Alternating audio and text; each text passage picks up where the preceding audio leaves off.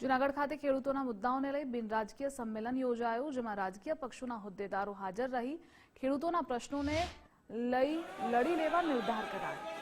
વિશાળ સંખ્યા સાથે ખેડૂતોએ કલેક્ટરને આવેદનપત્ર અને અલ્ટિમેટમ આપવા ગયા। 2 કલાક સુધી કોઈ અધિકારી ઓફિસ છોડી નીચે નહીં આવતા ખેડૂતો રોષે ભરાયા। કલેક્ટર કચેરી ખાતે રામધૂન શરૂ કરી। અંતે ખેડૂતોએ અધિક કલેક્ટરને આવેદન આપી પોતાની માંગણીઓ રજૂ કરી।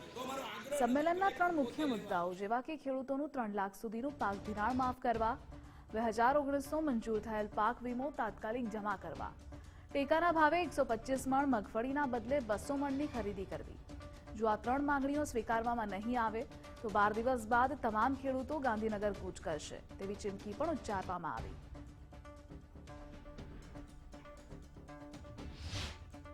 છે કે ખેડૂત એ જીવતો જાગતો વર્તમાન ભગવાન છે અને એ ભગવાને આ રીતે એમની હાલત જોવો તમે, આ રીતે એને લડવું પડે પોતાના કામ મૂકીને, માલઢોર મૂકીને। આ સરકારને એ ખબર હોવી જોઈએ કે લોકશાહીમાં રાજા કોઈ હોય તો એ લોકો છે। આ દેશની અંદર મૂળ તત્વ જો કોઈ હોય તો એ ખેડૂત છે અને ખેડૂત ઉપર જે અન્યાય આ લોકોએ ચાલુ કર્યો છે એમાંથી સરકારની આંખ ખોલવાની જરૂર છે। મેં મારી સ્પીચમાં પણ કહ્યું કે જો સરકાર આમાં તાકાતથી કઈ નિર્ણય નહીં લે ને તો એક ખેડૂત કબડ્ડી રમવાનો છે જ્યારે મતદાન કરવા જશે ત્યારે। અને તમારા માધ્યમથી ખેડૂતને પણ કહું છું કે જો સરકાર આપણી સાથે આ રીતે ગેમ રમતી હોય તો એની સાથે કબડ્ડી રમો, કમર સિવાય તમને મન આવે એ બટન દબાવો, ઓટોમેટિક સમજાશે। ખેડૂત પરિવારોનો 96,000 કરોડનું દેવું છે। જમીન માપણીના કારણે ખેડૂતો હેરાન પરેશાન છે। પાક વીમા યોજના સરકારે બંધ કરી દીધી છે। ખેડૂતની ખેત પેદાશ છેલ્લા 11 વર્ષમાં હાઈ સપાટીએથી ઉતરી અને નીચે આવી છે અને ખેડૂતનો ખર્ચ, દવા, ખાતર, બિયારણ આ બધું જ ઉપર ગયું છે। એટલે સરકારની નીતિઓના કારણે જ્યારે ખેડૂત ભોગ બન્યો છે અને સરકારને 2 આંખો સરખી હોવી જોઈએ, સમાંતર વિકાસ હોવો જોઈએ, સમાંતર ભાવના હોવી જોઈએ।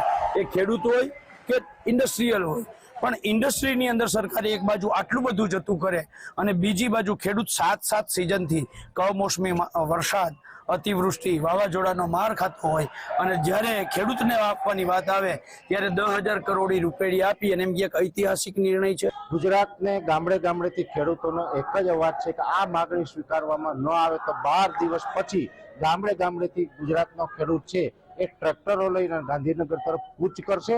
ગાંધીનગર જઈને પછી અમે એવા ઉગ્ર કાર્યક્રમો આપીશું જેથી કરીને જે આ સત્તામાં બેઠેલી તાનાશાહી સરકાર છે એને ઘર ભેગું થવું પડે અથવા અમારી માગણી પૂરી કરે। એટલે આવનારા સમયમાં દિવસ 12 પછી અમે ગાંધીનગર તરફ કૂચ કરવાનું વિચારી રહ્યા છીએ।